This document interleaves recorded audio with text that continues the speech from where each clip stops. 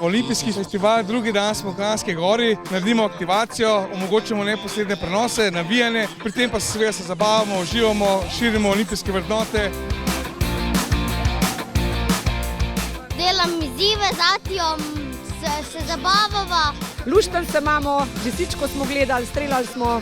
Dan sem skakal na skakalnicah, pol sem strelil. Veliko dogaja, super sonček je, otroci uživajo, lahko smučajo, tukaj imajo različne igre, da lahko sodelujejo.